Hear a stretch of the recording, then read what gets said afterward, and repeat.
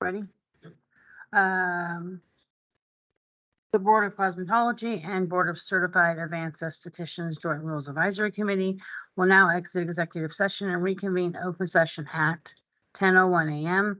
No final decisions were made and no votes were taken in executive session. The public phone line has been unmuted and representatives of the media may once again report all board discussions and actions. Okay, so think we just dive right in and go straight to, which one's first? The the definition of natural physiological effects, and let's just talk about the draft and get some thoughts on that. Can we start there? And just so we're going to always use those guideposts that are in the flow chart and what's in the definition of that. You guys determine what's in the definition of devices for aesthetics and advanced aesthetics. So we're going to look to those two documents to kind of lead us around what natural physiological effects. So we're going to always look back to those. So I can go through if you want each piece of that. So then it would be under aesthetics, and so I'll get a rule number for that. Number 1 is per the ORS 690.005.5A, which is the aesthetics definition and statute, and 12A, which is the definition of mechanical, electrical apparatus, in the statute as well. An esthetician may use a mechanical or electrical apparatus, appliance, or device that does not penetrate beyond the epidermis except through natural physiological effects for the following skincare or facial care practices performed on the human body or face for the purpose of keeping the skin of the human body or face healthy and attractive, cleansing, stimulating, manipulating, exfoliating, or applying lotions and creams. So that's pretty much right out of statute. I mean, in a paragraph. So, natural physiological effects means something naturally produced by or that follows immediately from and in accordance with a person's normal biological functioning. Epidermis means the outer layer of skin. The epidermis does not include any layers of the skin below the epidermis, including but not limited to the dermis, hypodermis, and muscle. So our thinking was, since epidermis is used in the natural physiological effect piece under mechanical, the definition of mechanical apparatus, that we need to define that so that we basically know the depth that they can go. We're trying to give more guidance to the practitioner so they have an idea of where is this limit at.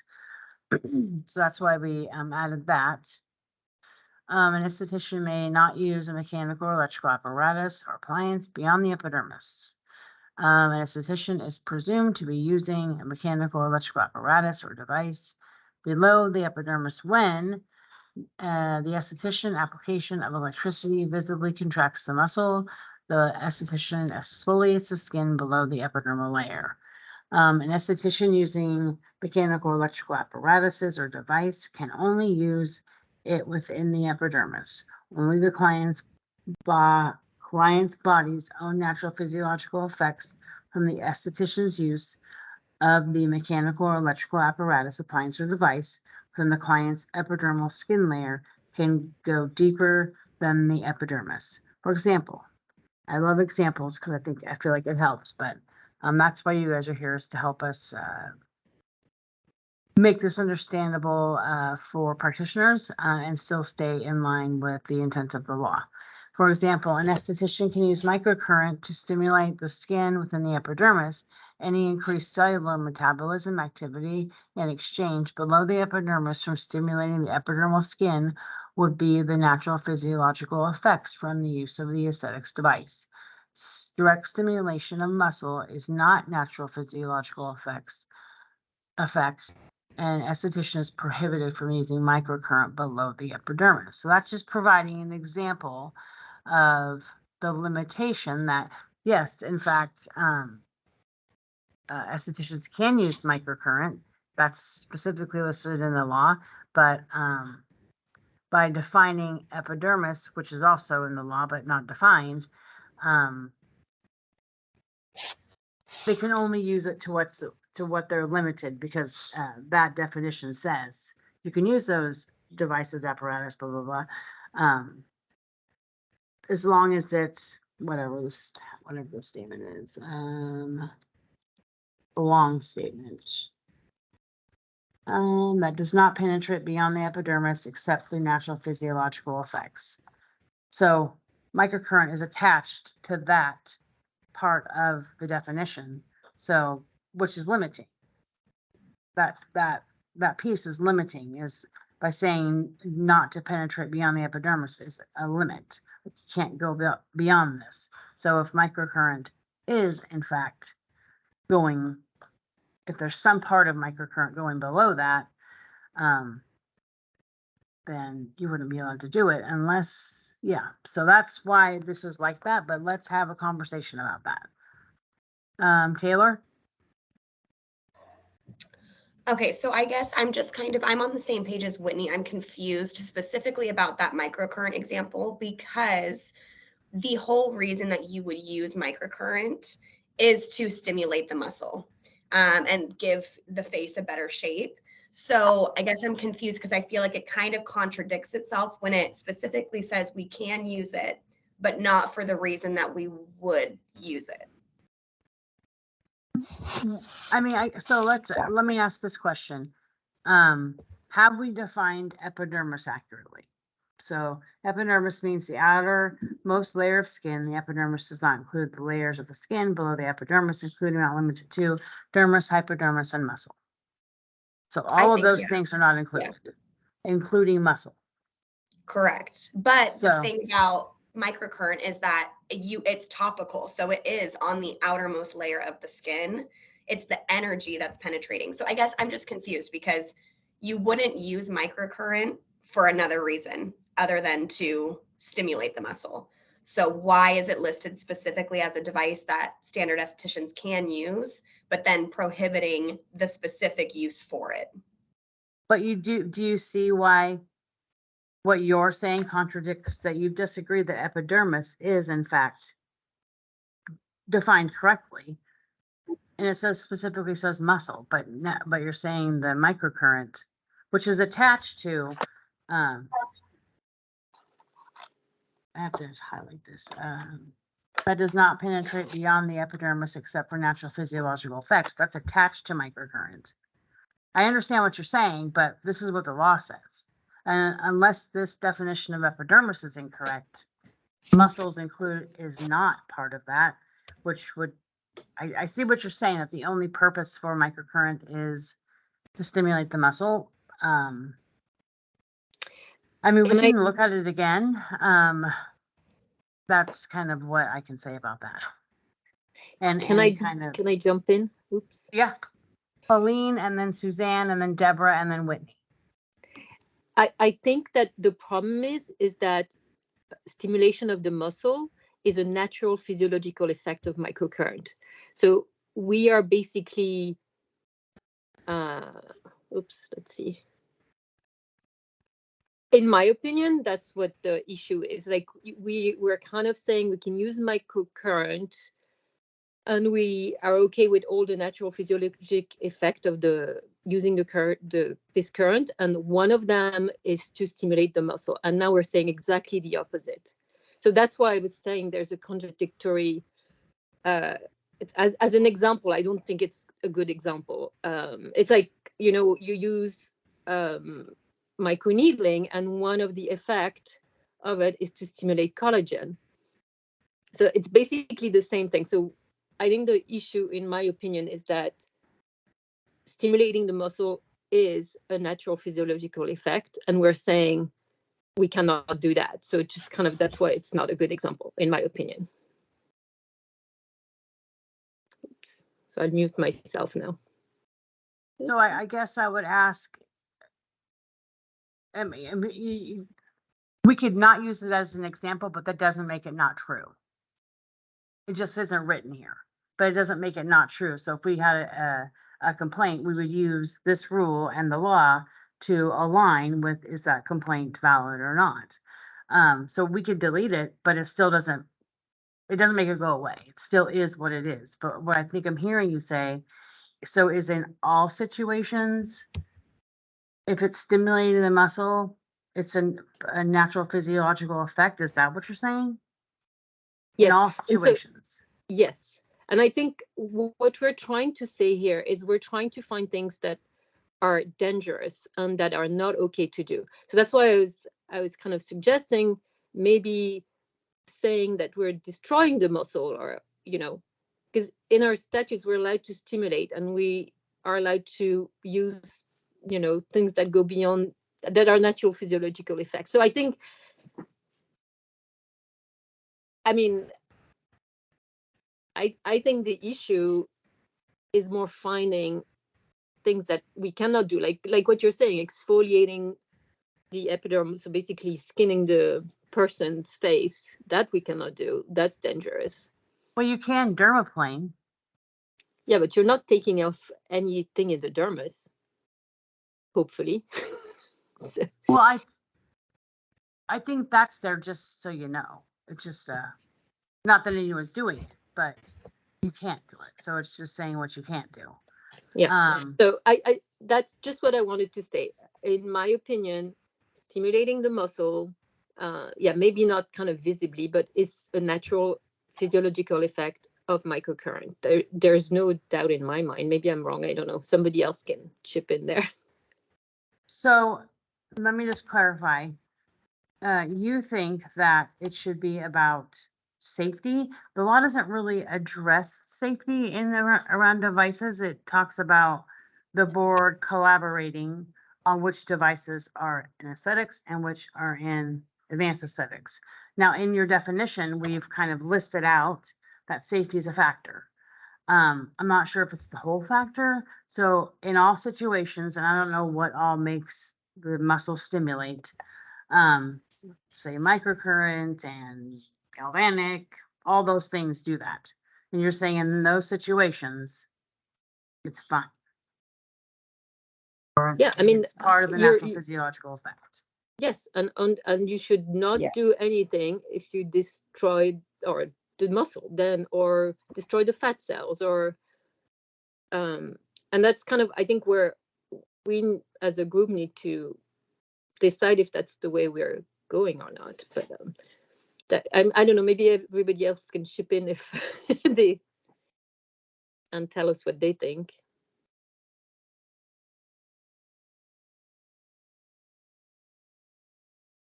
Suzanne.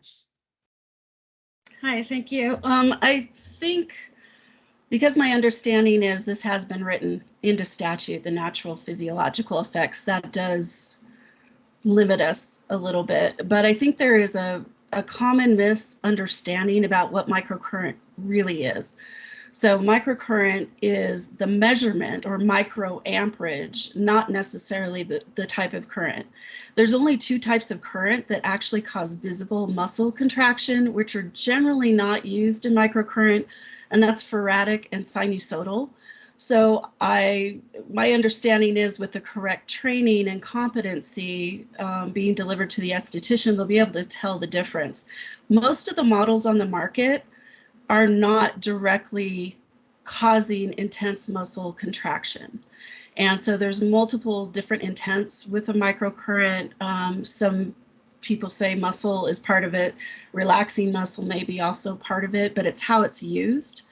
And I've never used, in all of my 30 years, a microcurrent device that directly causes that type of visible contraction. So I don't see, if we understand and we put together the scope tree well enough, I don't see where this would be limiting basic estheticians around the use of microcurrent. Now, if it is something that is a direct muscle stimulation, like you see a lot of those devices that actually are used in lieu of exercise, that would be something that's using basically faradic or probably sinusoidal to cause the tightening of the muscle, which yes, would be out of scope because of the clause that was added to the statute. So there's really no way to get around the statute, as it is my understanding at this point. So let me just clarify a couple of things, Suzanne. Very helpful for me, at least. Okay. So what I'm hearing you say is there's variations of microcurrent. It's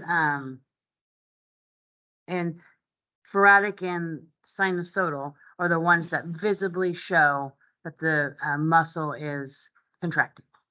Yeah, and it might be a microamperage or a milliamperage. So the microcurrent side of it is the confusing part, because it's really the measurement of the electricity going into the body.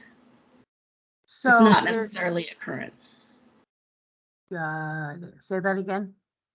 It's not necessarily a current. So for example, a lot of microcurrent manufacturers will mix together direct current is generally always used with microcurrent, just at a very low level. And then some of the manufacturers will put a micro amperage of, say, sinusoidal in there, which is too small to go in and cause the muscle to contract.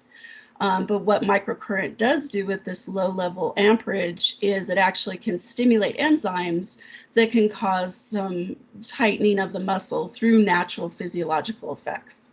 So we're not intervening directly into the muscle causing a contraction in most microcurrent machines. There are some that I know of that have been brought over from Europe that do a mixture with direct muscle stimulation, but that's pretty clear when you get the device.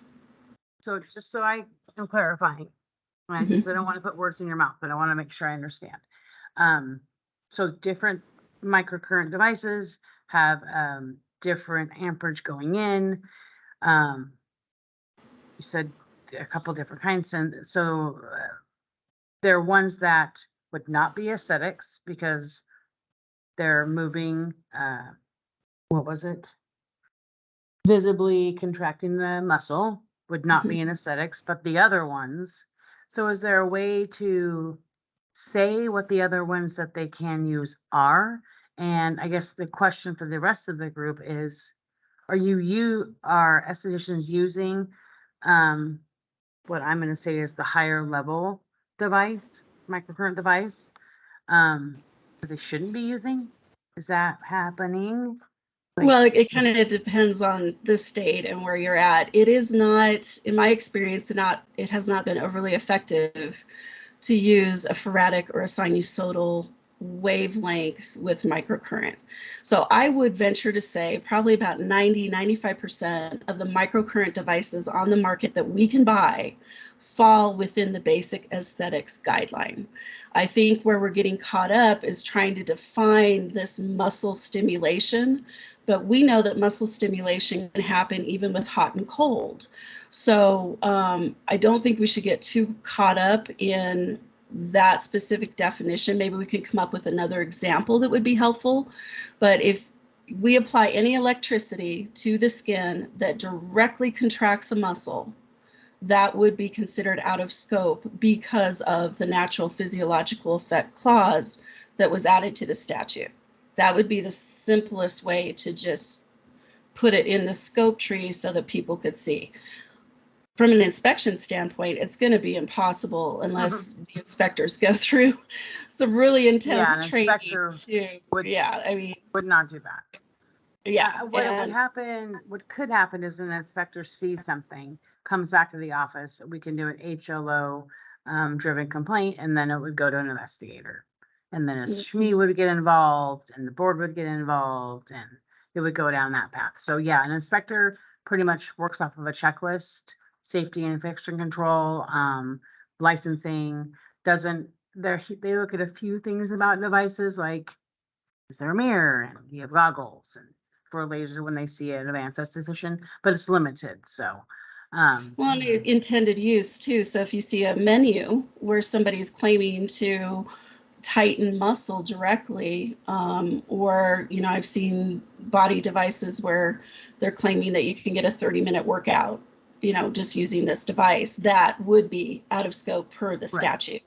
it doesn't necessarily mean I don't think estheticians at a basic level can use that. I'm not saying that at all. I'm just saying that we're now limited because of what the statute has defined. But in general, I highly, highly doubt that you're going to get damage and a lot of inspection issues around microcurrent because it is so geared for our market.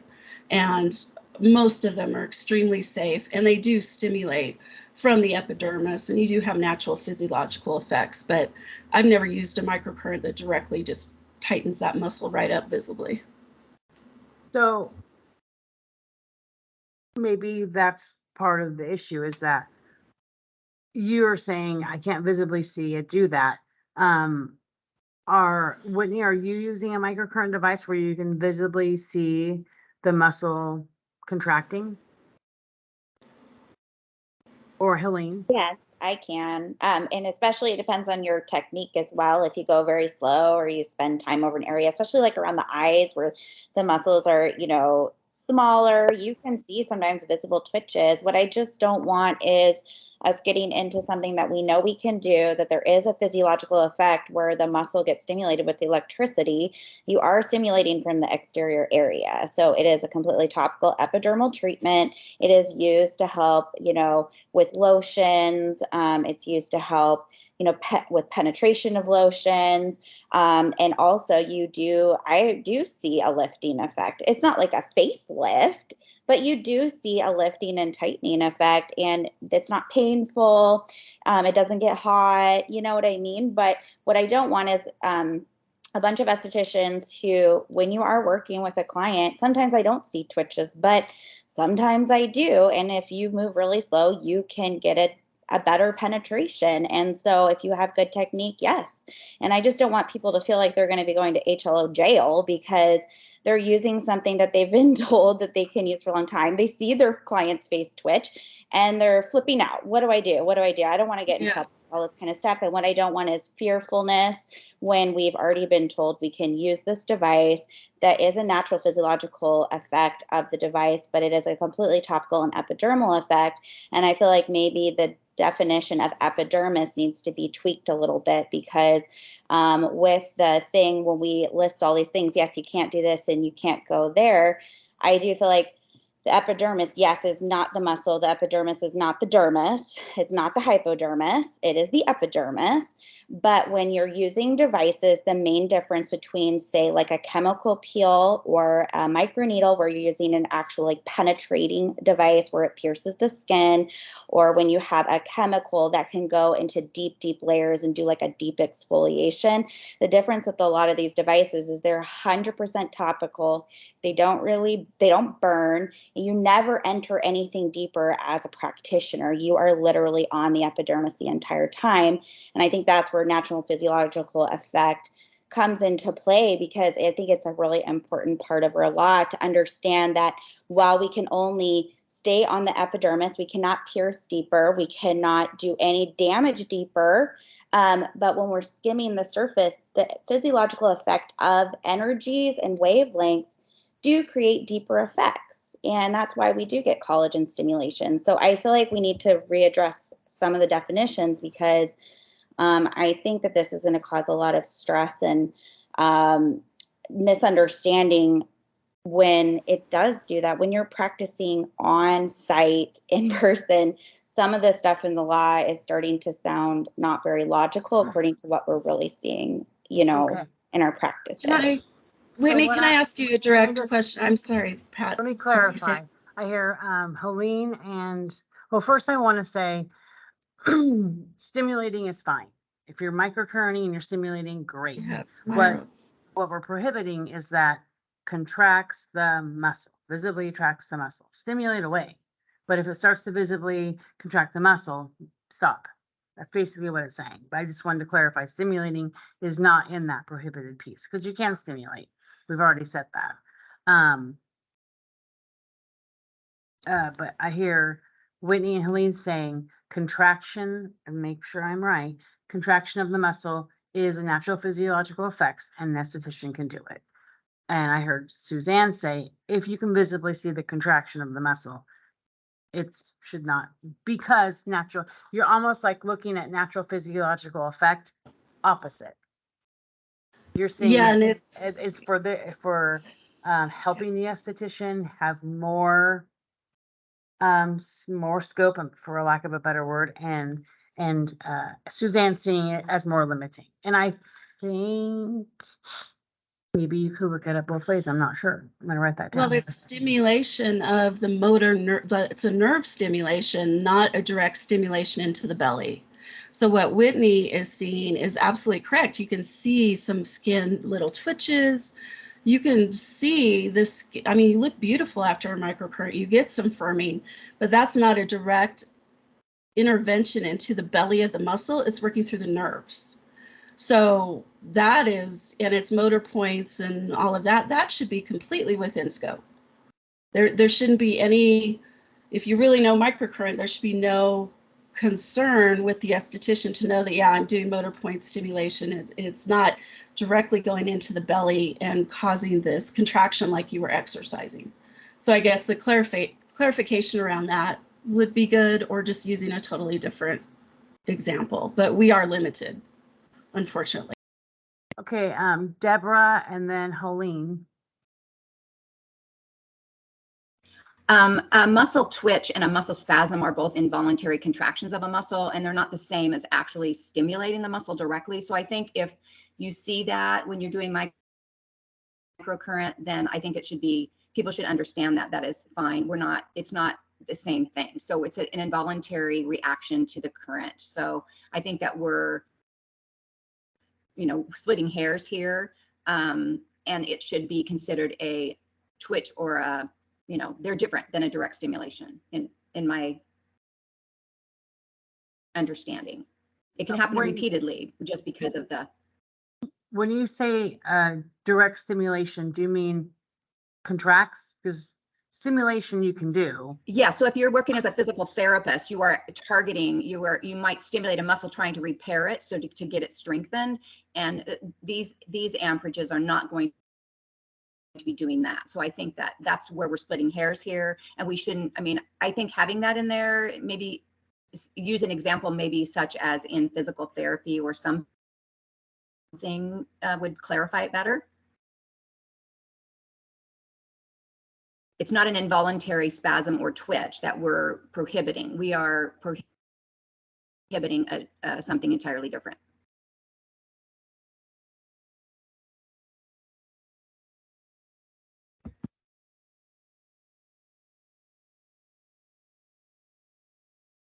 Got it. That's helpful. Thank you.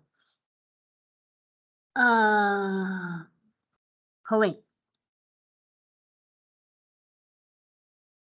You're muted. My point was, if we're not clear and we have to talk about it for 20 minutes, it's not clear for anybody else. So right. I understand all your point and where you're going, Sammy, but I think for me, I'm like, esthetician lambda from France, and I'm like, what do they mean? Like, I am stimulating the muscle and I am seeing some twitch, and so then now I'm kind of out of scope. So that's why I'm saying we need to make those examples crystal clear. And I'm not 100%. The microcurrent is the most, the example we can use a different example, but again, it's not going to make it not true. Yeah. Just because you don't. No. I understand. So, okay. Can we look at the definition of epidermis, and maybe there's a way to tweak it? Or I think your epidermis is fine. Your definition of the epidermis, it's fine. It's just the examples that are that we need to clarify. Well, the example circles back to visibly contracts the muscle, and that's the problem with the example, correct? Well, maybe we should use another word than visibly.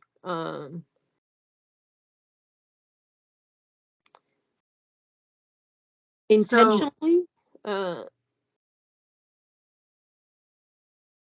Some other people wanting to talk. I'm going to mute myself. Let everybody talk. I made some notes.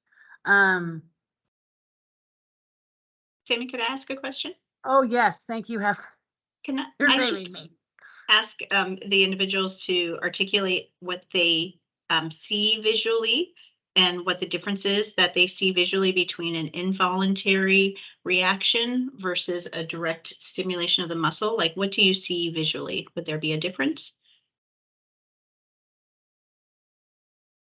Maria and then Deborah.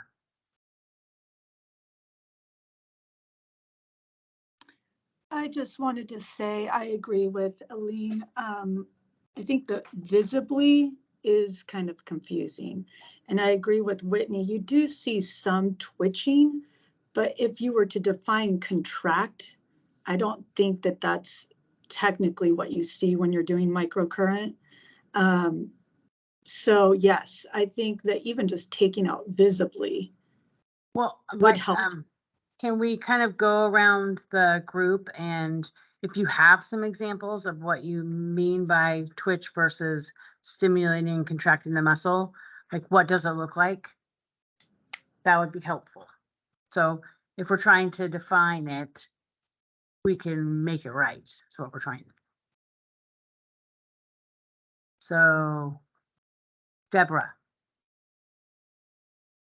I think for me, it's more of an involuntary a twitch or a spasm would be an involuntary, but where I can control when it contracts and not would be more, you know, directly contracting it, but it happens involuntarily when you're doing it. I mean, it just, so it's not that the practitioner is making it contract and retract. It's more that it's an involuntary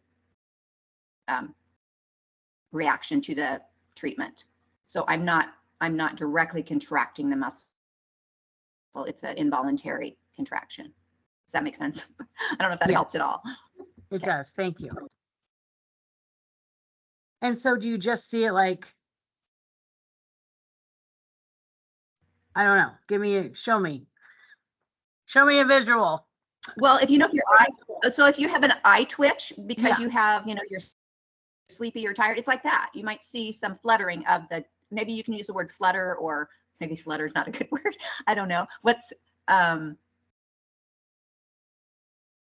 you know, it's not that we are, you know, when you, I don't know.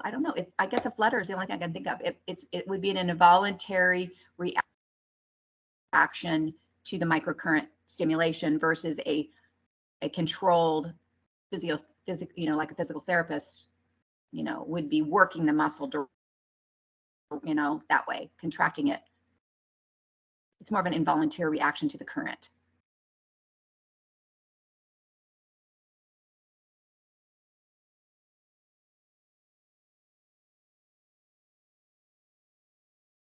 Helpful, thank you. And I did write down flutter.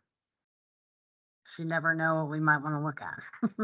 And then you said a lot like when your eye twitches.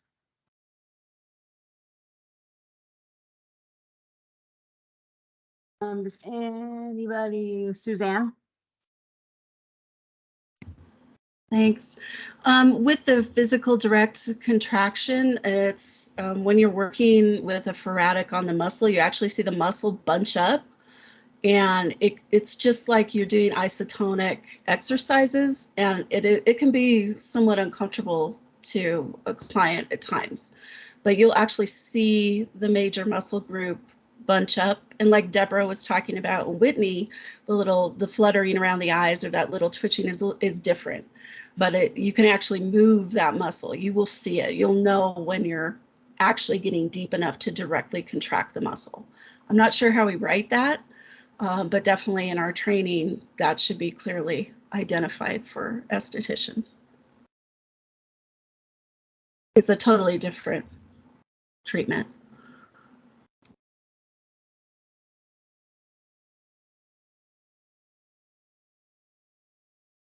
Okay. Heather, is that, does that answer your question? That articulation helps, so that I think that when people are talking about the same thing and we're trying to see the differences and how we can use words to show that in rule, that articulation really does help. So thank you. Yeah, it really does. Even, I know Flutter's kind of funny, but at least we get a visual and then we can figure out what's rule worthy, you know. So I think we can't, you guys can give us some suggestions. You want to just suggest removing visibly? So the esthetician's application of electricity visibly contracts the skin. So hold on. Esthetician may not use esthetician is presumed to be using mechanical apparatus or device when the esthetician's application of electricity, could you say directly contracts the muscle? Would that? Or what if you said,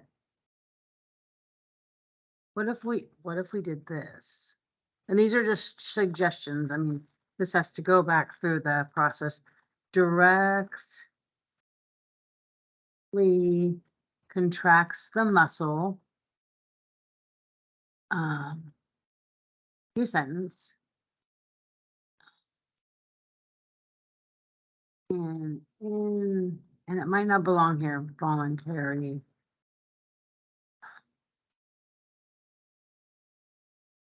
Spasm.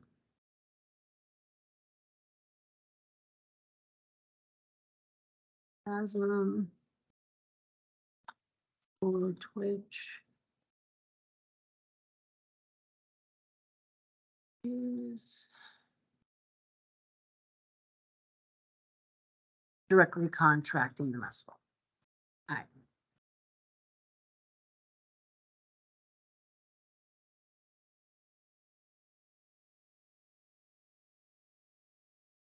I'm going to reread this for you guys. So I said this, an esthetician is presumed to be using the mechanical electrical apparatus, appliance, or device below the epidermis when the esthetician's application of electricity directly contracts the muscle. An involuntary spasm or twitch is not directly contracting the muscle. Does that help a little? Colleen, Deborah, let's Taylor and then Noelle and then Whitney. But I'd like to hear from Colleen and Deborah again. Okay. Taylor. What if you use the word significantly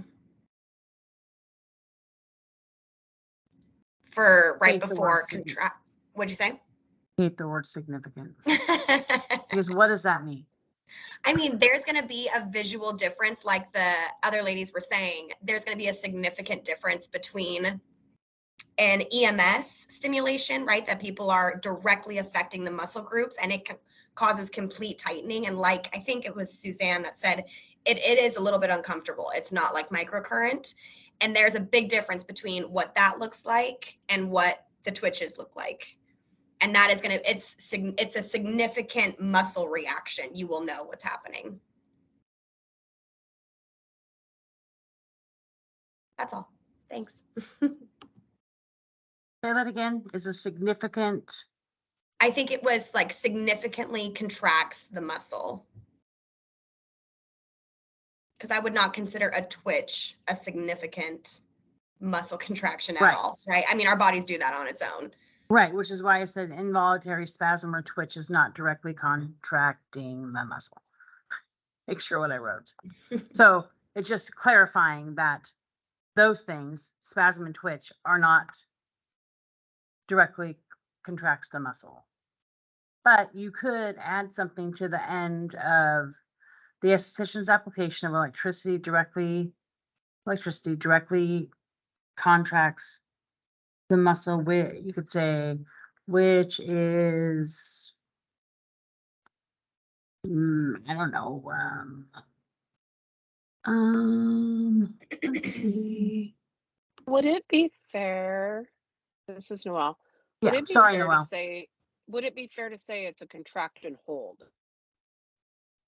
If I'm contracting the muscle, I want it to, even if it's just a second, I'm intentionally trying to contract and hold as a part that twitches a second. Is that fair to say at all? My intent is completely different if I'm going in and intending to contract that muscle.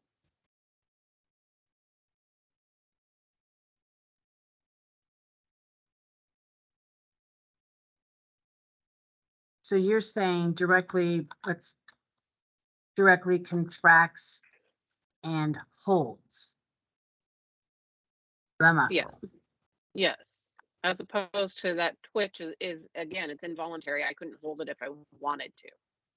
Oh, I see what you're saying. So let me just make sure I'm getting this visually. Like a physical therapist says, okay, I'm doing this, contracts it and holds it because he's actually making it happen. And a twitch is just, what you would get you get a twitch when you get your eyebrows waxed, because it Right. hurts. Or when, as Helene said, or whoever said, when you're tired or when you're stressed, you can't control that twitch if you wanted to. Okay, I think that makes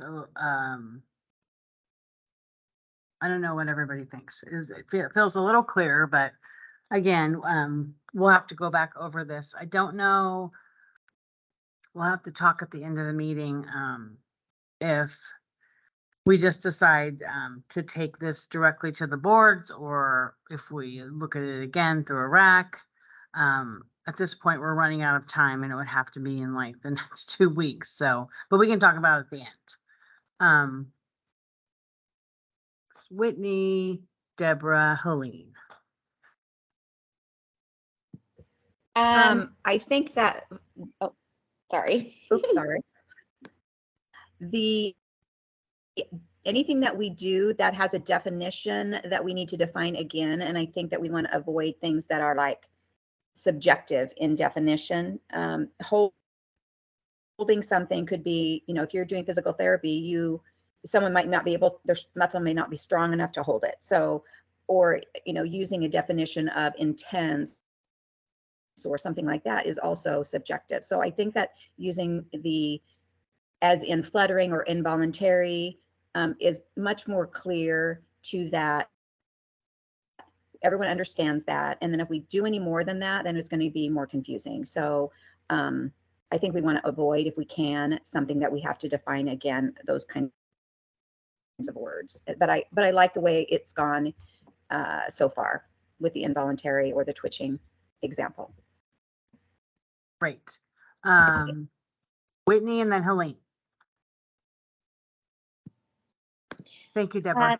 So I personally don't like talking about the muscle, if it flutters or twitches. Even those are very subjective. I think we're going to have a lot of problems with defining our this using the muscle and then redefine microcurrent, which is already in our law.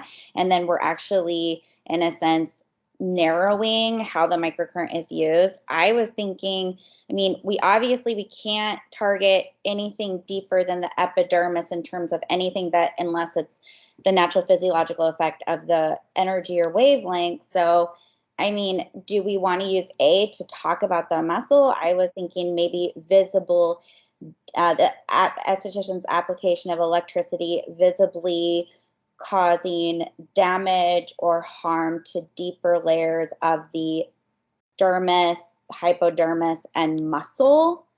Do we want to say something more like that? Or do we only want to just focus on the muscle? Because I think that the reality is the microcurrent does contract the muscle. It does. And people go get microcurrent because they feel that they get a lift with muscle, but it's within our scope because it's very topical. And that is just a side effect of it. So because I think what we're talking about is applying electricity that causes direct change and basically damage or harm, that would be more of a medical or an advanced training that would allow that, and that it would cause a visible damage or something to the area. I'm concerned that we're focused so much on the muscle, and I think it's going to confuse the public.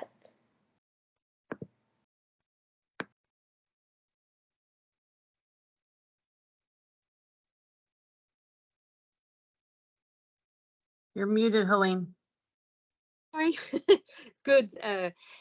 I agree with Whitney. I think we need to find a better example, and then we need to really understand that our purpose here is to put boundaries. To me, the boundaries is telling esthetician you cannot damage anything below the epidermis. Not that you can damage the epidermis as well, but we are trying to separate advanced and estheticians. That's what we're trying to do. So I think we're losing our goal here, which is kind of giving some guideline to estheticians that are not okay. And for me, it's not okay to have an esthetician do microneedling and see some bleeding, for example. And that's very clear to me as an example, for example. But the twitching of the muscle or this and that, it's just kind of, it's a, my perception of tweaking is maybe different than Whitney's one or your one. And so, but I think when you see blood, that to me is wrong. Or if you see that, like, you're gonna melt fat, that is wrong. That's in the advance. I think we're losing the goal of writing those rules is to give boundaries to this esthetician and give them clear images of what is not okay. And the muscle is very vague to me, as an example. Plus, it's related to the microcurrent, which we said it was okay. So we're turning in circles. I think, we are, but I think a great example of needing to define natural physiological effect is the fact that Suzanne was seeing it as a limiting definition, and you guys are seeing it as a more broad definition. So it's something I think that needs to be defined. I mean, muscle is, well, okay, so epidermis, what's next? I don't know how the layers of skin go, so.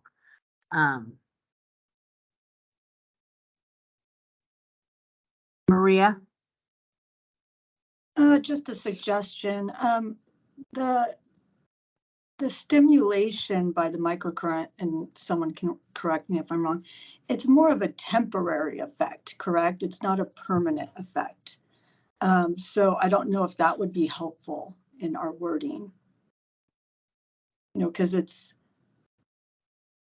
they would have to intentionally contract the muscle, right? So I think that the involuntary, so I don't know if those words help. That's just a suggestion.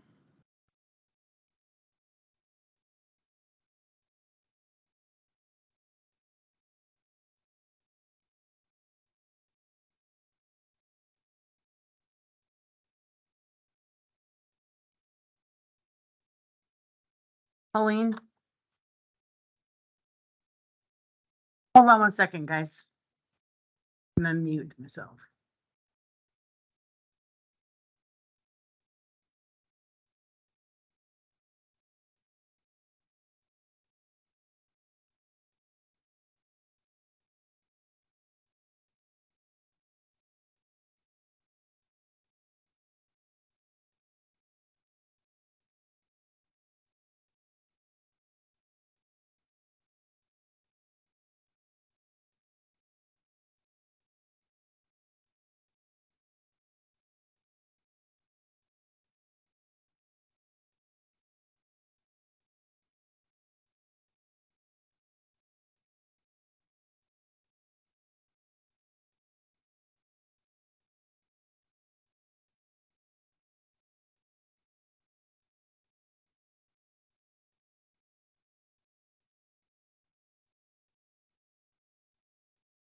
Okay, sorry about that. So is that the only issue with the definition of natural physiological effects?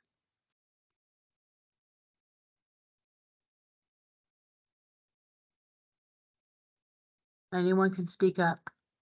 Whitney. I feel very comfortable with pretty much everything you've put down. I don't feel comfortable with A. For A, I don't feel comfortable with the last part of number 5. I like any increased cellular metabolism, activity, and exchange with below the epidermis from stimulating the epidermal skin with a natural physiological effect from the use of the Stark's device. But the direct stimulation of muscle is not a natural physiological effect. I think it's not about, of course, we're limited as basic, but what this is doing is it's limiting a device that the losses that we can use. And in my opinion, people are going to feel that it's contradictory and confusing. You could just, an esthetician is prohibited from using microcurrent below the epidermis, but I don't even know how I'd go below the epidermis because it's just a topical application. It just feels very contradictory. I just know that when I look at it, it stresses me out performing the service as an esthetician when I thought all this time we could do this. And it's not just flutters. I mean, you do see a visible stimulation of the muscle. People get tightening of the muscle, but it's only a side product of the actual treatment. You are not going in and directly stimulating. I feel that devices like cool sculpting, for example, is exactly what I'm thinking of when I think of actual damage and death of the epidermis and then the dermal layer and the adipose tissue. It kills cells by freezing them. That is definitely reserved for an advanced. Whereas we're harping on a microcurrent, which I feel like has always been within the basic. So instead, I feel like we should focus on separating what would be actually considered an advanced service, whereas now we're just limiting what's already a basic service. So that's just where I'm feeling really stressed out personally as an actual esthetician on the ground working. So can you clarify for me, when an esthetician is doing microcurrent, are they visually seeing more than a spasm or a twitch? I mean, yeah, I mean, you could see a little like contraction here. You could see a little contraction here. What's a spasm or a twitch or a contraction? To me, they're all the same. They're the same thing. To me, they're just different words for the same thing. And are you trying to make it spasm, twitch, or contract? I mean, well, people come in because they want their skin luminous and their face lifted and tightened, and that's what it does. That is the benefit of it. And to pretend that those are not the benefits, otherwise we would have to just, in my opinion, the way we've narrowed it, you have to almost take it out of the scope of the basic because it just doesn't function without those things happening. You know, even there's some, that are maybe such cheap machines and they're so light. Yeah, you barely feel anything because you just bought it like on Amazon. But professional microcurrent machines can do that level of lifting. I can see like this kind of lift when I do a microcurrent. If I spent a lot of time in this area, I could see a little lift in the brow line. But I would feel that to separate the two functions would be very, very impossible. To me, it makes it to where microcurrent is not in our scope anymore. That's how it makes So if we took microcurrent, let's say 5 disappeared. Mm-hmm. It's gone. So how would you redo A? Because you got to have something. Yes. You have some limit. I agree with you. Absolutely. Everyone's just doing whatever they want. As long as it happens, the natural physiological effect. That's what we need to define because we don't know what that is.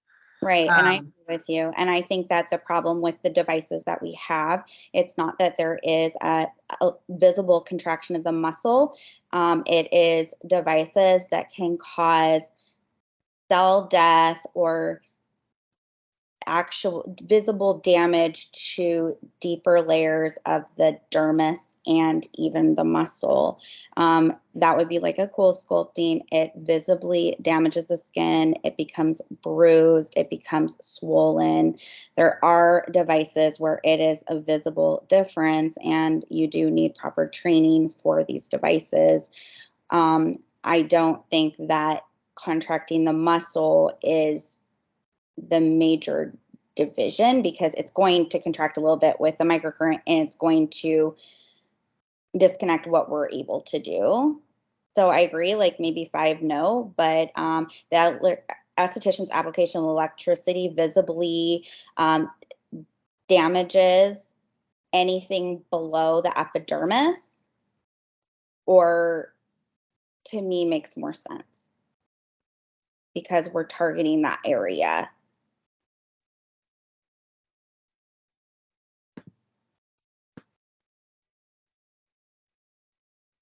Deborah and then Helene.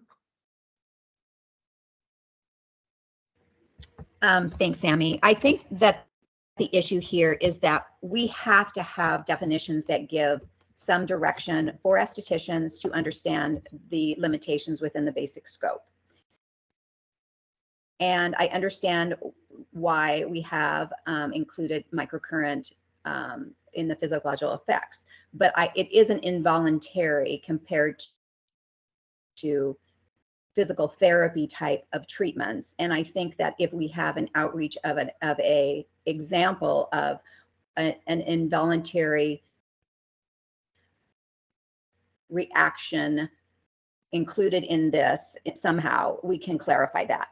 As far as other devices that work below the you do a lot of treatments on the epidermis. With high radio frequency treatments, we can heat up the skin to damage and do collagen denturing with not doing anything. It's a surface treatment.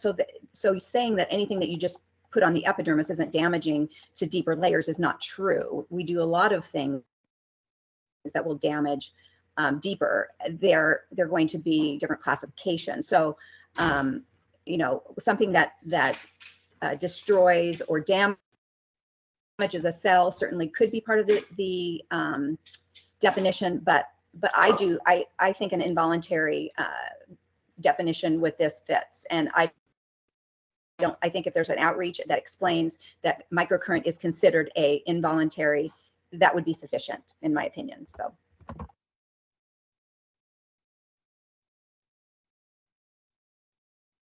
Sorry to interrupt. This is Maria. I have to exit the meeting, unfortunately.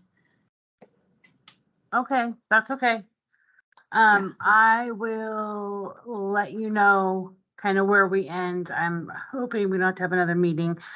We could just move it to the boards to, they'll have the report from what you guys say and your suggestions. And then they can decide. I mean, it'll just be proposed and then we'll see what people like and don't like. But we can decide that at the end of the meeting. Thanks, Maria. Glad you could join for a little while. Thank you, guys. Gonna write something. Oh. So, Helene. I'm unmuting myself. Yeah, I really agree with what Whitney said. I think if we find some effects that advanced esthetician machine do, like what you're saying, I mean, I don't know, I'm not an advanced esthetician, but that you can visibly bruise the skin or like I was saying, kind of make the skin bleed or whatever. So that will make a clear demarcation about what's not okay. And I think it's all about safety. And so maybe if we could look, instead of focusing on our muscle stuff, just look at, one of the effects that cavitation would do, or I don't know, some laser would do. What is it that you visibly see on the skin that alters or damage the tissue? And that's where we're not allowed to do that. So would that be for all devices, for all things that an esthetician uses? Or just on ones So- that are lasers? I'm confused of what you're No, saying. lasers, or I don't know what advanced esthetician do, but the example Whitney was giving us where you visibly see the skin bruised, I mean, that's obviously kind of an effect that we don't want to have. So let me make sure I'm clear. So if you're using microderm abrasion, and you visibly bruise the skin with it or see blood, you've gone too far. Is that exactly. what- Yeah. Just find something that in the mind of people is I've damaged the skin and I'm beyond the epidermis. I mean things that will relate to to each of us. So obviously the contraction of the muscle, we just all have different opinions on it. So. Well, yeah, true. Taylor and then Deborah. I think we have to be careful when we talk about kind of going back to what Deborah had said about there being like visible damage on the skin, and that's how we classify things, because there are EMS devices that you could just kind of visually imagine that as a really, really strong microcurrent. That's what's going to be significantly stimulating the muscle, which should be an advanced service. But when you take those paddles off, there is nothing on the skin. You can't tell that you've done that treatment. So there is no visible damage. So I don't know if that's the route we should go down. Sorry, there's landscapers outside of my office. I don't know if you can hear them. But yeah, I don't know. There are devices that we use in advance that you don't necessarily see the damage like you would with cool sculpting, or things like that as well. Like EMS. Like EMS treatments, exactly. Can you just tell me what EMS treatments are? Yeah, so EMS is electromagnetic stimulation. And so it is a direct muscular stimulation. And you can do it on the face, like they have paddles that you can attach to the cheeks and the foreheads. You can do it on the abdomen, on the flanks, eyes. Devices are going to do different areas. In like layman's terms, it is essentially a very, very, very strong microcurrent, but nobody would ever label it as a microcurrent device, if that makes sense. But it's doing the same thing, just more. It is pure muscle stimulation, yes.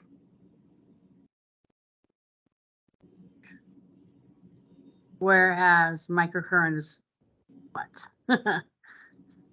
I mean, low level muscle stimulation. Since you don't like the word significant. Only because it brings back nightmares of. No, I totally get it. I get it. I can't remember the term now. Anyway, I just have nightmares about that word.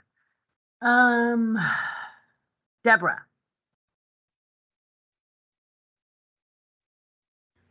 I can't remember what my thought was after all this. I'm sorry. That's okay.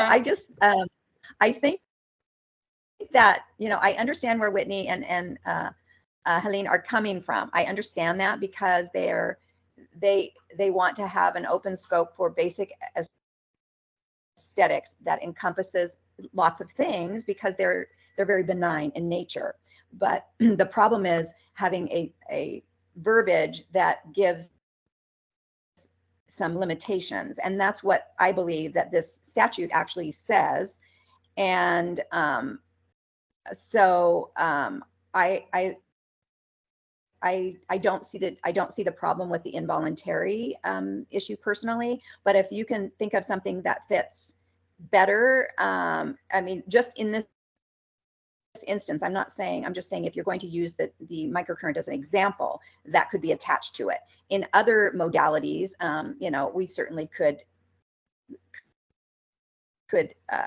use different terminology, but if we're going to keep in the definition using microcurrent, that if we use involuntary, then it should be understood by estheticians.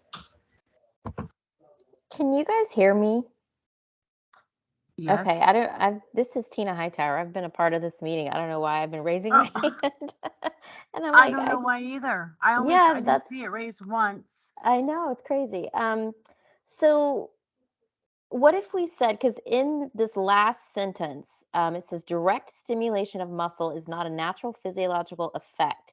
So therefore, an esthetician prohibited from using microcurrent below the dermis. I feel like maybe this is where we could focus on direct stimulation of the muscle, such as, like Taylor said, with EMS, that particular modality, that is its direct intent.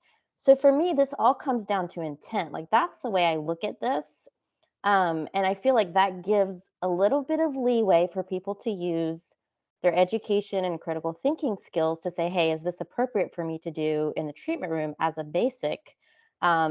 But then also give some guideline to go, you know what, that doesn't quite feel right. Maybe it's not in my scope. So for me, I just look at this, yeah, and it's always about intent. Like, if my intent is to go in there and tell my client, I'm going to build that masseter muscle up and we're going to, do all of this stuff, then maybe that's not within my scope. Maybe that's something more along the lines of advanced, versus we're going to come in and do a really nice treatment. We're going to, beautify the skin. We're going to enhance penetration of products. And also, kind of as a little side effect that happens is, this natural physiological effect of getting some lifting and some toning. But I feel like that definition is kind of right there. Direct stimulation of the muscle is not a natural physiological effect. Does that make sense? This is it's very complicated, I feel like, also too, because you've got the science, like, we're not just one piece of a puzzle. Like, all of this is connected, so it does make it really hard in trying to navigate through all of this. But obviously we need some sort of more of a black and white, I guess. I think that's part of what we're going to have to go back and look at is how what the legislature intended. What is I always can never find it.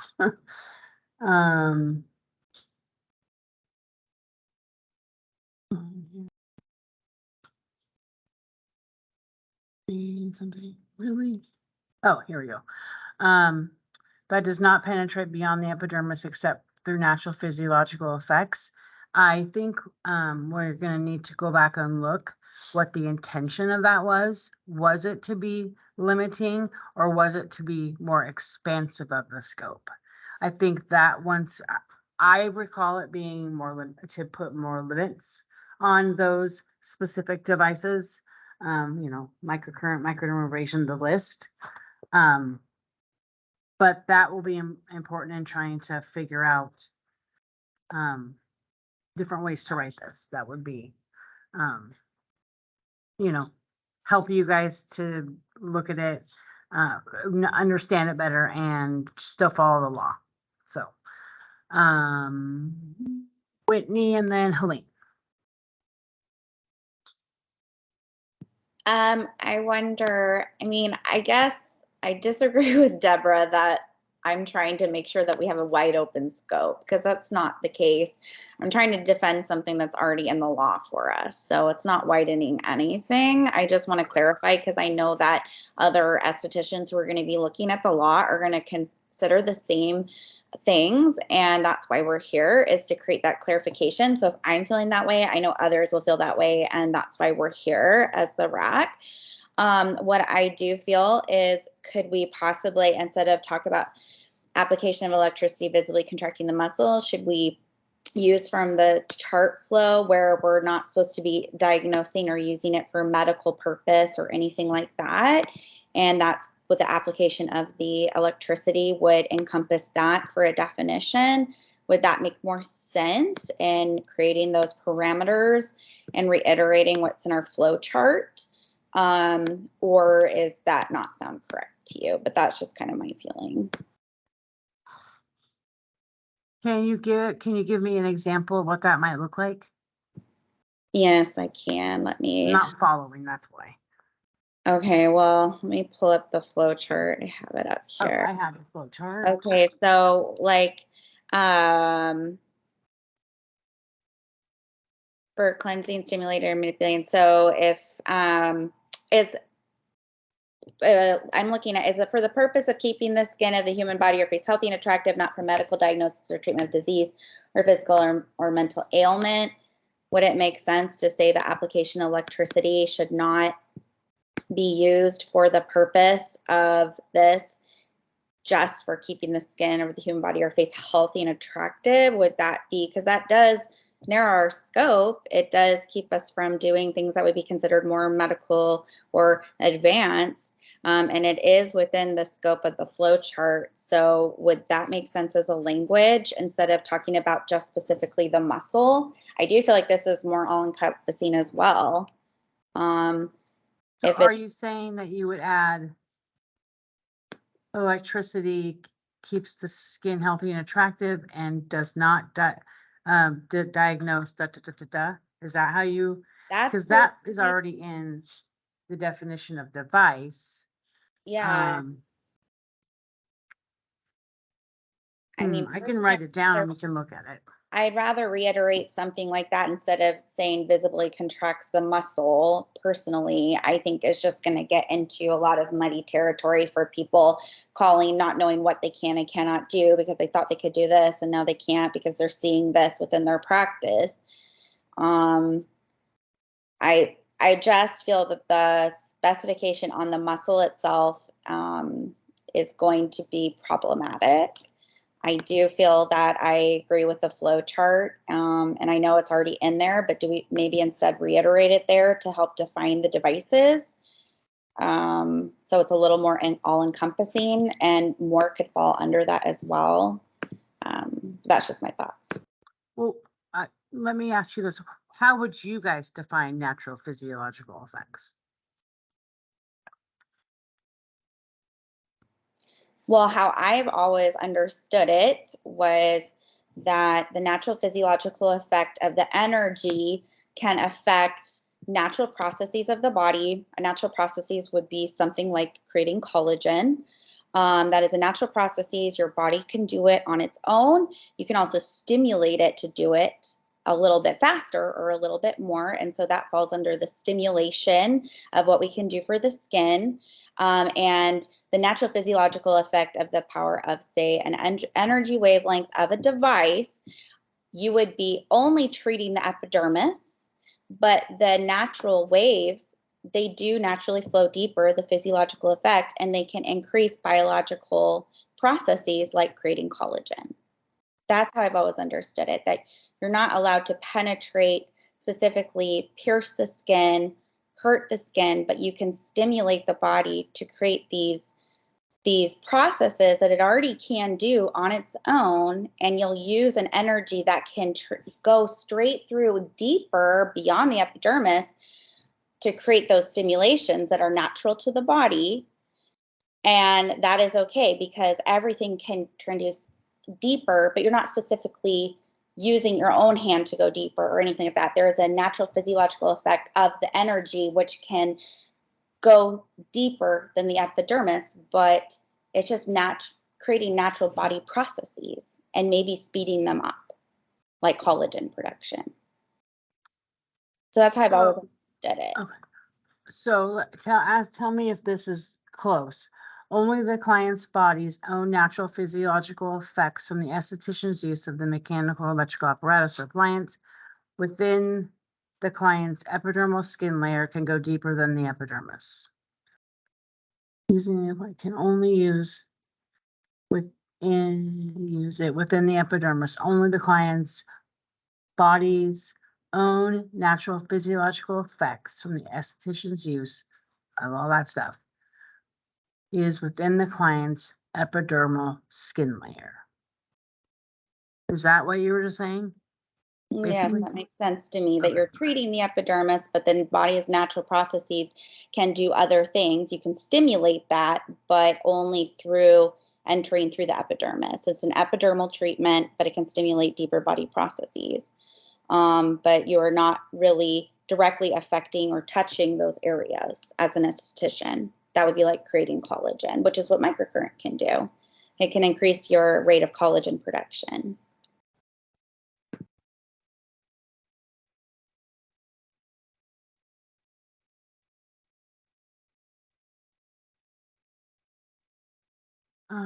Helene and then Deborah. Okay, I would just want to go back to the intent of the law, because I was there writing it with Deborah. And, you know, our intention when we wrote that we didn't want to go beyond the epidermis was because we didn't want people to go and create some damage. So that's kind of what I've been going back over and over on this thing. It's kind of damaging tissues beyond the epidermis, and that's kind of was the intent. So it was not really to constrict us in the what we were doing, but we were constricting us into, you know, how into not creating any harm. Because if it's the natural physiological effect, then it's, you know, what naturally the skin is going to do. Although now hearing Whitney, I was kind of thinking heat, the natural physiological effect of heat would be to constrict, like, or kill a cell. So we need to be careful as well in there. So I just kind of. So I make sure I'm hearing you right. So the intention when you and Deborah wrote it is that natural physiological effects really means create damage. Which, yeah, I mean, yeah, we were trying to fight. It would make this a lot easier. And my guess is you didn't say it because this is broader. No, so because we needed to find we needed to say that advanced esthetician and esthetician needed to have something that they couldn't, like a demarcation between the two of them. So right.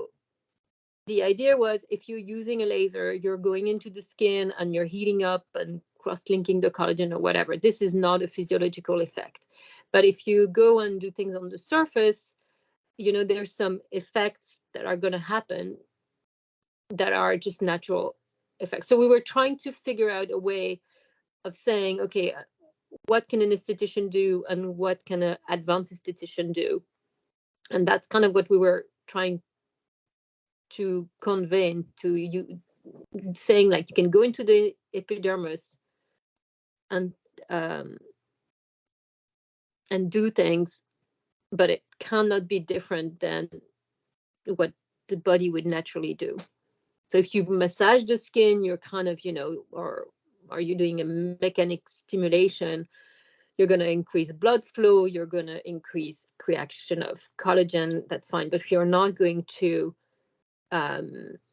you know, destroy a fat cell. So that was the intent. Deborah, you can go and chip in what your intent was. Okay, Suzanne, Deborah, Whitney. Hi, Noelle. Go ahead. This is Noelle. I also have another meeting. Yeah, we're going to wrap this up in 11 minutes. Great. Okay. So based on what Helen just explained about the intent, I guess I'm pretty confused on why this example won't work. Because we know direct stimulation of anything has certain visuals that you can see. So I'm still a little bit confused how we can write this differently. Other than I like the idea of changing that last sentence to maybe make it clearer, but we're still within the range of what the intent was with the statute and what was actually passed by the legislature based on what I'm reading right now. So I feel like we're kind of talking in circles, and I'm not sure we're getting really anywhere. Yeah, I would agree. I think everyone has said their piece, how this been given some examples, reasons why we shouldn't focus on the muscle. All those things we'll look at to try to make this better, more understandable, because the goal is so that practitioners know what to do. We're trying to give them guidelines. So we definitely want to do that. This is the reason for RACs, so we can show you what we wrote, and then you can tell us what you hate, what you don't like, and then we'll try to massage it and make it better. But I've taken all of your notes, and I've kind of verbally said what they are. Deborah, you want to go ahead and go, and I'm gonna call this meeting at 11:30. And then, yeah, so Deborah, go ahead, and then Whitney, and then at 11:25, I'm going to talk about next steps. Oh. So, yeah, 4 minutes. Okay. When Helen and I and you, Sammy, were working on drafting this, we understood that we wanted to keep things safe. And I think that what this does, the natural physiological effects, is it sets the body in motion, what it would do on its own naturally. And we're not targeting fat. We're not targeting, our purpose isn't necessarily to alter or destroy. But there are things that happen because we are a whole system naturally. And so I think that we're doing the very best we can to define that. And maybe in some outreach we can do better, but I don't know that we can necessarily say which natural effects happen, because we're a whole system and things, but that was our goal, is that we didn't want to say that we don't affect the nervous system when we do a massage or when we do something else, because we are a whole body. So it was more of a protection against thinking that something wouldn't happen that does happen with the devices that we use. If that makes any sense. It was more, we know that we're a whole body and a whole system, and we acknowledge that other things are affected, but that is not our goal necessarily. It's to beautify the skin, but we know that nervous system will put in parasympathetic, or we will relax the muscle. When you massage, things happen. And so our goal was to not get in trouble because other things are happening, but yet, in our scope, but to acknowledge that. So it's an acknowledgement that our body is a whole system and things will happen when we touch the skin. And that's all.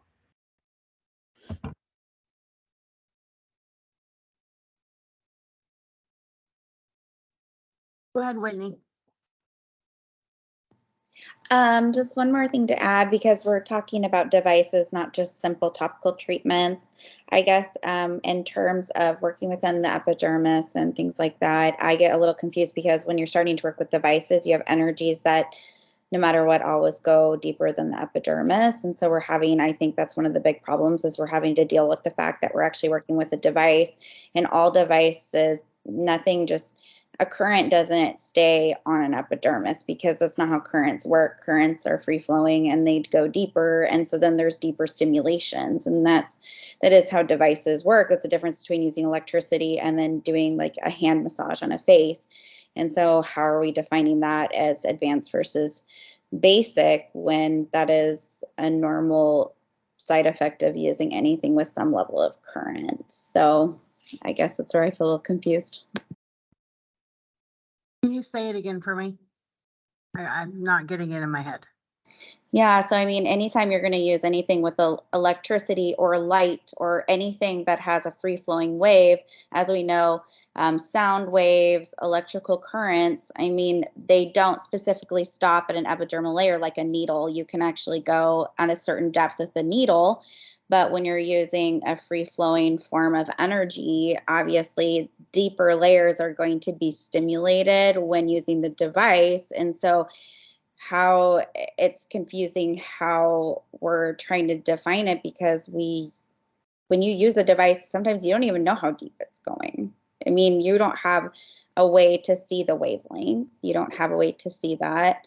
You can see a muscle stimulation. So definitely, but most things are going to go deeper. It's just that they don't have the kind of currents that maybe are going to tighten up the muscle, but they're still going to go deep, because it's a wavelength. It's just like light. Like if you put a light bulb through your hand, it shines straight through.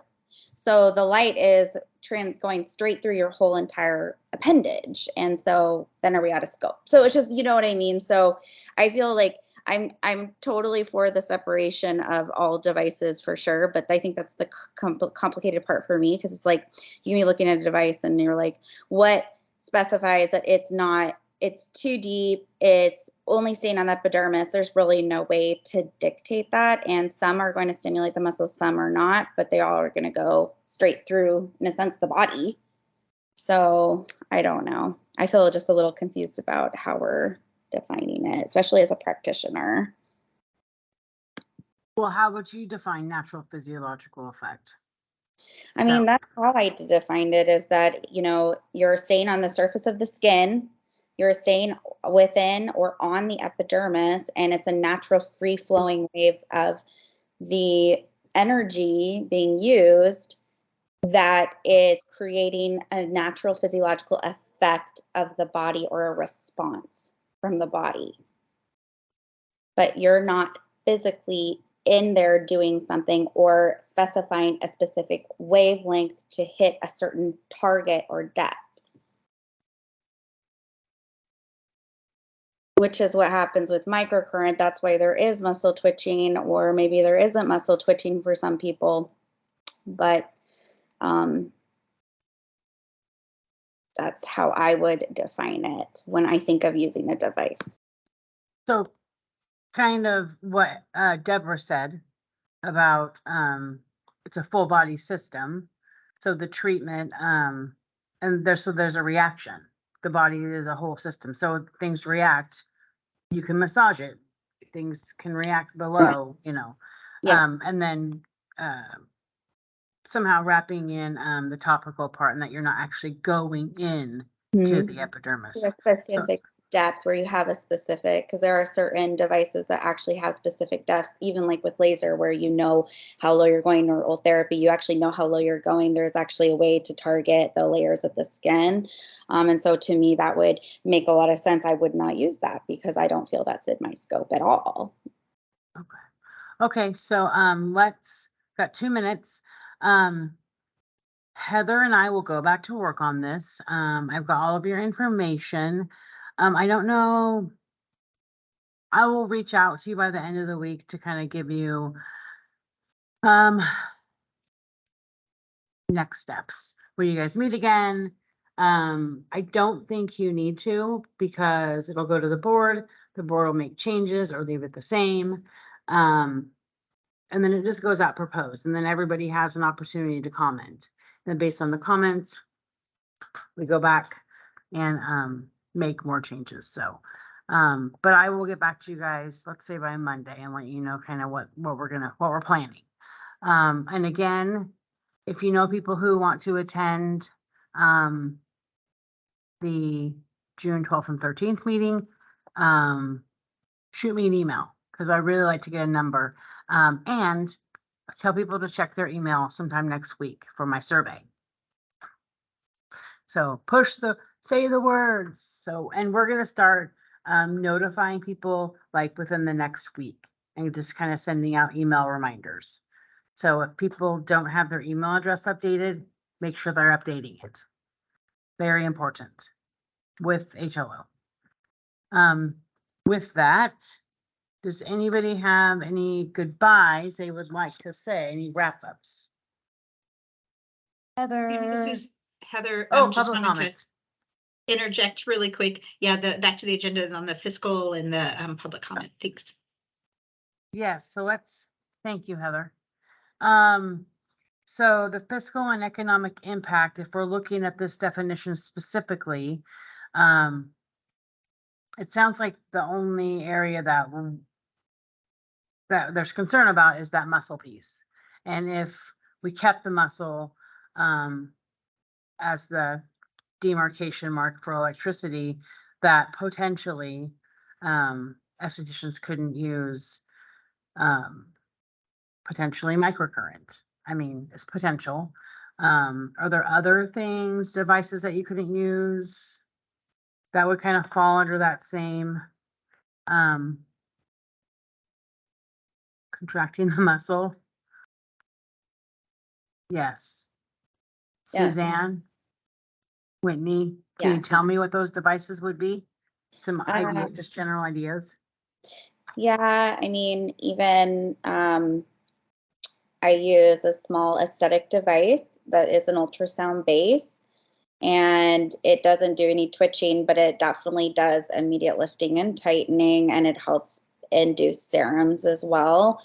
If we spoke about the muscle, I've always felt that was very much just an aesthetic device. It's very small, and But, you know, you start to get into scope of practice where people are getting lifting. And then when you're advertising services, say you're advertising microcurrent, or even like our small little ultrasound, it does do lifting. And so are you not allowed to advertise, obviously, as an esthetician, that you can help lift the face? And so is that going to impact, you know, your income and what people are looking for? Obviously, there's different ways to do that, and you're doing it within you feel is your scope, but maybe what you feel is in your scope now is not within your scope anymore. And then what we have been practicing with all of this unclarity about devices, it's very easy to get your hands on devices. And so there's probably going to be devices that people have invested in and services that they're currently doing or have people paid for. And they also have staff that is staffed according to what the law has allowed. You're going to have to either do layoffs, you're going to have to rehire, you're going to have to retrain, you're going to have to let go of certain devices you've invested money in, and you may have to reject continuing services for certain clients, and you could lose clientele. So I think that, yes, I think that there is always a big fiscal impact when you do anything that's going to really change what we've already been able to do. I have no problem redefining it, but I just think these are things that I personally worry about as a business owner, and having a lot of low income, you know, employees that I really care about. And I just want to make sure, A, we're always doing things right, that they're never outside of scope. I'm not outside of scope. Having clarity, but also the repercussions of saying certain things can really, really greatly impact people, especially in a time where the economy, I think, is really, really, really, really tough.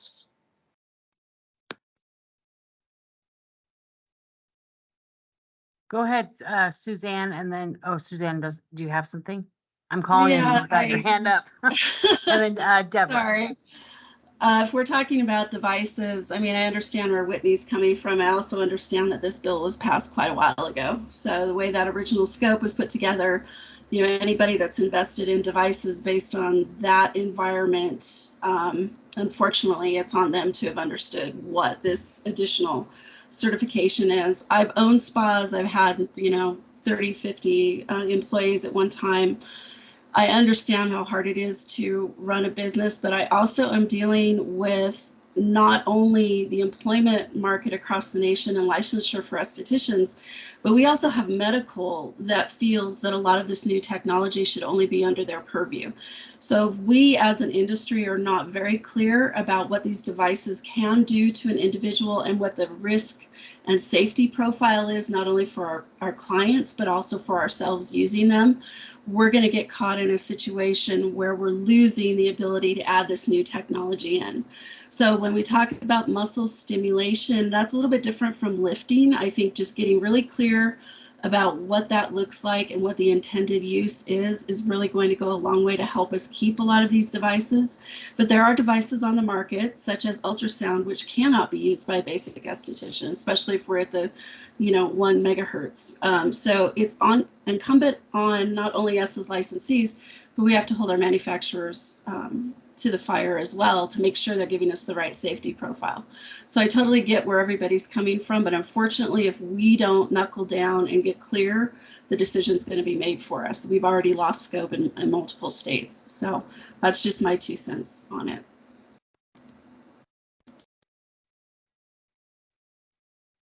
Deborah?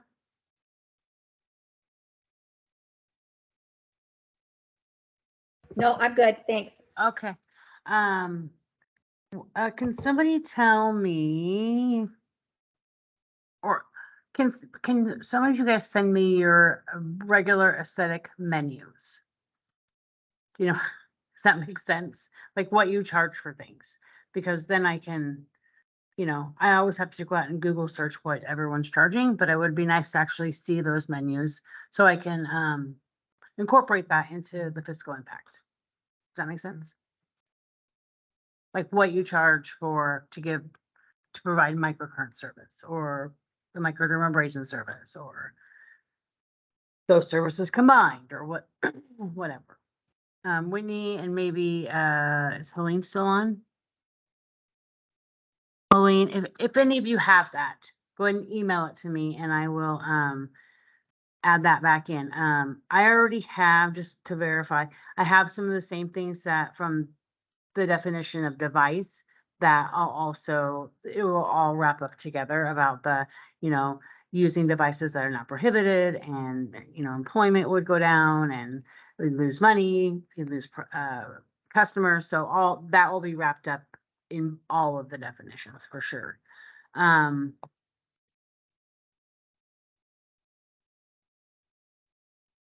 Okay, I think I've got enough here. If anybody has other things that they want to shoot me an email on, they can. And then I will report all of this in a little package to the board.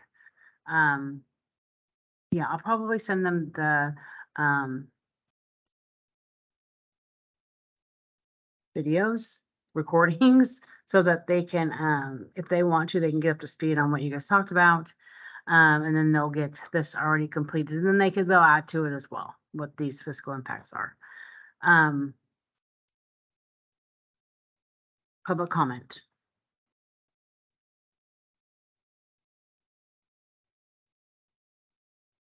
Okay. Well, I've lost.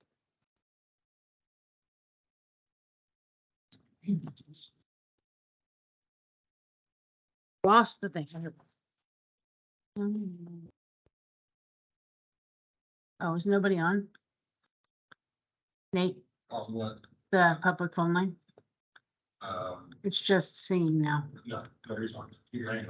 Okay, at this time, the Joint Aesthetics and Advanced Aesthetics Rules Advisory Committee will hear public and interested parties' feedback. Members of the public, please wait until you've been recognized. Once recognized, please state your name and affiliation to the committee or boards for the record. Is there anyone on the public phone line? Hearing nothing? Don't I have to adjourn somewhere? Yes. The Joint Aesthetics and Advanced Aesthetics Rules Advisory Committee meeting is adjourned at 11:38 a.m. Thank you, everybody. I appreciate your time that you've spent.